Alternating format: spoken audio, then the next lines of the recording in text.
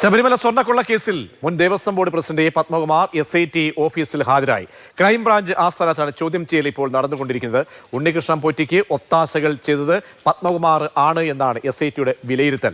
ഉണ്ണികൃഷ്ണൻ പോറ്റിയും പത്മകുമാറും തമ്മിൽ സാമ്പത്തിക ഇടപാട് ഉണ്ടായിരുന്നതായി SITക്ക് വളരെ നിർണായകമായിട്ടുള്ള സൂചനകൾ ലഭിച്ചിരിക്കുകയാണ്.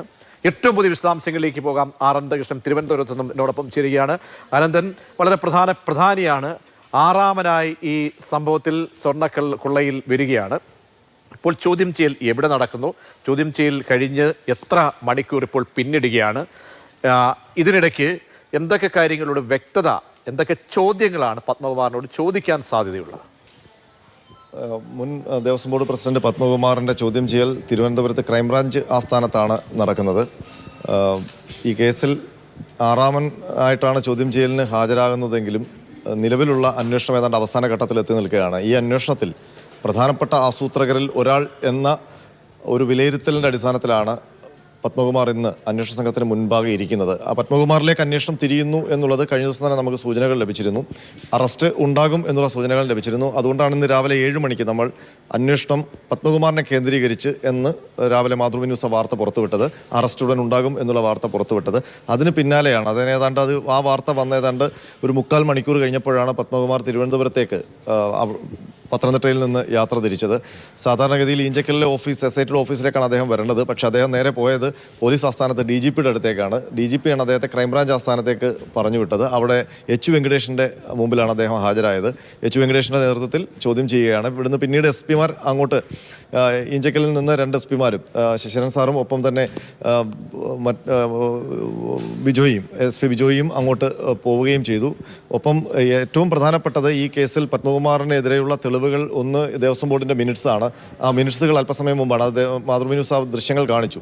ഈഞ്ചക്കൽ ഓഫീസിൽ നിന്ന് പിടിച്ചെടുത്ത മിനിറ്റ്സ് ക്രൈംബ്രാഞ്ച് ആസ്ഥാനത്തേക്ക് കൊണ്ടുപോയിട്ടുണ്ട്. അപ്പോൾ അവിടെ ഇരുത്തി പ്രജീഷ് ചോദിച്ചതുപോലെ പ്രധാനപ്പെട്ട ചോദ്യം, ആ ചോദ്യങ്ങൾ എന്ന് പറയുന്നത് നേരത്തെ അറസ്റ്റിലായ ദേവസ്വം ബോർഡ് ഉദ്യോഗസ്ഥർ N വാസു അടക്കമുള്ളവർ നൽകിയ മൊഴി, ആ മൊഴിയിൽ എല്ലാം പത്മകുമാർ പറഞ്ഞിട്ടെന്നാണ് ഉള്ളത്. അപ്പോൾ എന്തിന് നിങ്ങൾ പറഞ്ഞു ഈ സ്വർണ്ണക്കൊള്ളയുടെ കിൻപിന്നാണ് അങ്ങനെയെങ്കിൽ? നമ്മൾ നേരത്തെ പറഞ്ഞത് N വാസു എന്നൊക്കെ ആയിരിക്കാം, പക്ഷേ കിൻപിൻ അത് പത്മകുമാറാണോ? നമുക്ക് ആധികാരികമായ രേഖകൾ ഇല്ല. പക്ഷേ ലഭിക്കുന്ന സൂചനകൾ അനുസരിച്ച് അങ്ങനെ വിശേഷിപ്പിക്കാവുന്ന ഒരു പൊസിഷനിലേക്ക് ഇതുവരെയുള്ള അന്വേഷണത്തിൽ പത്മകുമാർ എത്തി എന്നുള്ളതാണ് നമുക്ക് ലഭിക്കുന്ന സൂചന. അതായത് മുരാരി ബാബു മുതൽ പ്രത്യേകിച്ച് നമ്മൾ ഏറ്റവും ഒടുവിൽ വന്നത് ജയശ്രീയുടെ ജാമ്യ ഹർജി. ജയശ്രീയുടെ ജാമ്യ ഹർജിയിലും പറയുന്നത് ഞാനല്ല, എൻ്റെ അടുത്ത് ദേവസ്വം ബോർഡാണ് പറഞ്ഞത്. ആ ദേവസ്വം ബോർഡ് എന്ന് പറയുന്നത് പത്മകുമാറാണ്. അപ്പോൾ പത്മകുമാറാണ് നിർദ്ദേശം നൽകിയതെന്നാണ് എല്ലാവരുടെയും മൊഴി. അതുകൊണ്ട് തന്നെയാണ് ഇതിൻ്റെ മുഖ്യ ആസൂത്രകൻ പത്മകുമാറാണോ എന്നുള്ളൊരു സംശയം വരുന്നത്. മാത്രമല്ല ഇതിനകത്ത് SIT ഇതുവരെ നടത്തിയ അന്വേഷണത്തിൽ പത്മകുമാറിന് സാമ്പത്തികമായ ലാഭമുണ്ടായോ, ഒരു മാറ്റം ഈ ഘട്ടങ്ങളിൽ ഉണ്ടായോ എന്നുള്ളൊരു സംശയം അന്വേഷണ സംഘത്തിനുണ്ട്. അതുകൊണ്ട് പത്മകുമാറിന്റെ അങ്ങനെ തോന്നിയത് ഈ മൊഴികൾക്കപ്പുറത്തേക്ക് എന്തെങ്കിലും സംശയങ്ങൾ തീർച്ചയായിട്ടും അവരുടെ അന്വേഷണം സത്യം പറഞ്ഞാൽ അവരിൽ നിന്ന് അവർ പറയുന്നത് പത്മകുമാറിനെ അറസ്റ്റ് ചെയ്യാൻ വൈകുന്നു എന്നുള്ള വാർത്തകൾ വരുന്നുണ്ടെങ്കിലും ഈ ഘട്ടങ്ങളിലെല്ലാം പത്മകുമാർ നിരീക്ഷണത്തിലായിരുന്നു. അവർ കൃത്യമായി പത്മകുമാറിനെതിരെ ഓരോ തെളിവുകളും ശേഖരിക്കുകയായിരുന്നു. അതിനൊപ്പം തന്നെ പോറ്റിയുമായി സാമ്പത്തിക ഇടപാടുകൾ നടത്തി എന്നതിൻ്റെ തെളിവുകൾ അവർക്ക് ലഭിച്ചിട്ടുണ്ട്. പ്രത്യേകിച്ച് ഭൂമി ഇടപാടുകൾ നടത്തിയിട്ടുണ്ട്. അതിനൊപ്പം തന്നെ പത്മകുമാറിന് അസ്വാഭാവികമായ ഒരു സാമ്പത്തിക വളർച്ച ഉണ്ടായോ എന്ന് സംശയിക്കാവുന്ന ചില ഇടപാടുകൾ നടന്നതായിട്ട് SITക്ക് വിവരം ലഭിച്ചിട്ടുണ്ട്. അപ്പോൾ അതെല്ലാം വെച്ചിട്ടാണ് മറ്റുള്ളവർക്ക് ഏത് സാമ്പത്തിക ലാഭം കിട്ടിയോ എന്നുള്ള കാര്യത്തിൽ അവർ വ്യക്തമാക്കുന്നില്ലെങ്കിലും അല്ലെങ്കിൽ അങ്ങനെ പ്രത്യക്ഷത്തിൽ കാണാൻ കഴിയുന്നില്ലെങ്കിലും പത്മകുമാറിന് ഒരു മാറ്റമുണ്ട് എന്നുള്ളത് SITയുടെ വിലയിരുത്തലാണ്. അതുകൊണ്ട് തന്നെയാണ് ഇതിൽ മുഖ്യ ആസൂത്രകൻ എന്ന സ്ഥാനത്തേക്ക് പത്മകുമാറിനെ അവർ പ്രതിഷ്ഠിച്ചിരിക്കുന്നത്. അവർ അറസ്റ്റ് ചെയ്യാൻ തീരുമാനിച്ചതാണ്. കഴിഞ്ഞ ദിവസങ്ങളിലൊക്കെ അറസ്റ്റിനുള്ള നീക്കങ്ങൾ നടത്തിയിരുന്നു. ഒരു പക്ഷേ ഇന്ന് അറസ്റ്റ് ഉണ്ടാകും എന്നുള്ള ഒരു സൂചന പത്മകുമാറിന് ലഭിച്ചിട്ടുണ്ടാകും. അതുകൊണ്ട് തന്നെയാകും അദ്ദേഹം ഇന്ന് നേരിട്ട് ഹാജരായത്. സംബന്ധിച്ചുള്ള ഒരു ഭയം ഉണ്ടായിരുന്നോ? കാരണം N വാസുവിനെ ചോദ്യം ചെയ്യാൻ വിളിക്കുമ്പോൾ ഉടനടി N വാസു ഹാജരാകുന്നു, പിന്നീട് അറസ്റ്റിലേക്ക് പോവുകയാണ്.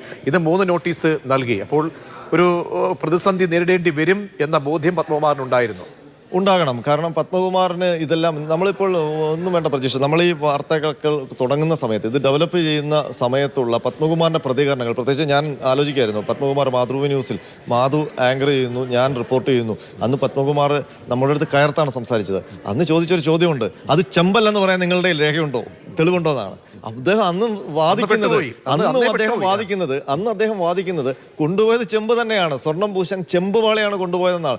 നമ്മളതിന് തൊട്ടു പറയാതെ അല്ല എന്ന് തെളിയിച്ചു കൊടുത്തു. മാത്രമല്ല 2019 മെയ് മാസം അതിന് തൊട്ടടുത്ത 2-3 മാസം കഴിഞ്ഞപ്പോഴാണല്ലോ ഇത് കൊണ്ടുപോകുന്നത് ദ്വാരപാലക പാളികൾ. 2019 മെയ് മാസം നട തുറന്ന സമയത്ത് പത്മകുമാർ ആ സോപാനപ്പടിയിൽ ചാരിയിരുന്നു കൊണ്ട് ഭജന പാടുന്ന ദൃശ്യം നമ്മൾ മാതൃഭൂമി ന്യൂസിന്റെ സ്വന്തം ദൃശ്യം നമ്മൾ എയറിൽ കൊടുത്തു. അതിനകത്ത് പത്മകുമാറിന്റെ തൊട്ടു പിന്നിലെ ദ്വാരപാലക ശില്പങ്ങളിൽ കവചങ്ങൾ കാണാം, തങ്കം പൊതിഞ്ഞ 24 ക്യാരറ്റ് തങ്കം പൊതിഞ്ഞ ദ്വാരപാലക ശില്പങ്ങൾ.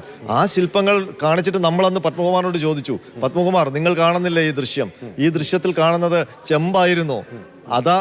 അദ്ദേഹം നിൽക്കുമ്പോൾ പിന്നിൽ കാണുന്ന ആ ദ്വാരപാലക കവചങ്ങളിലെ പാളികളാണ് അദ്ദേഹം ചെമ്പാണെന്ന് പിന്നെ സമർത്ഥിച്ചുകൊണ്ടിരുന്നത്. അപ്പോൾ അദ്ദേഹത്തിന് ഒരു വല്ലാത്ത ത്വരയുണ്ടായിരുന്നു അത് ചെമ്പാണെന്ന് വരുത്താൻ.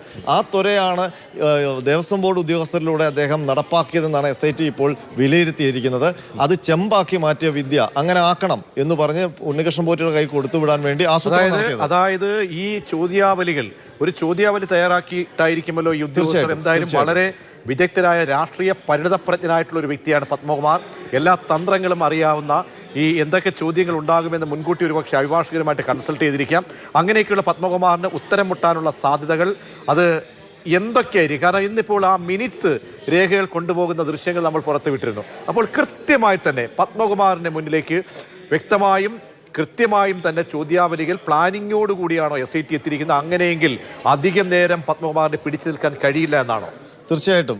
ഒരു പക്ഷേ നമുക്ക് ലഭിച്ചിരുന്ന വിവരങ്ങൾ അല്ലെങ്കിൽ കഴിഞ്ഞ ദിവസങ്ങളിലൊക്കെ നമ്മൾക്ക് കിട്ടുന്ന സൂചനകൾ അനുസരിച്ച് പത്മകുമാറിനെ അറസ്റ്റ് ചെയ്യാനുള്ള തീരുമാനത്തിലേക്ക് SIT എത്തി എന്നുള്ളതാണ്. അപ്പോൾ തന്നെ നമുക്ക് മനസ്സിലാക്കേണ്ടത് കൃത്യമായ തെളിവുകളില്ലാതെ പത്മകുമാറിനെ പോലെ ഒരാളെ അറസ്റ്റ് ചെയ്യാനോ ചോദ്യം ചെയ്യാനോ SIT മുന്നൊരുങ്ങില്ല എന്നുള്ള കാര്യം ഉറപ്പാണ്. കാരണം പത്മകുമാറിനെ കേന്ദ്രീകരിച്ച് അന്വേഷണം നീങ്ങുന്ന ഘട്ടത്തിലെല്ലാം വാസുവിൻ്റെ അടക്കം മൊഴികൾ അദ്ദേഹത്തിന് എതിരായിരുന്നു.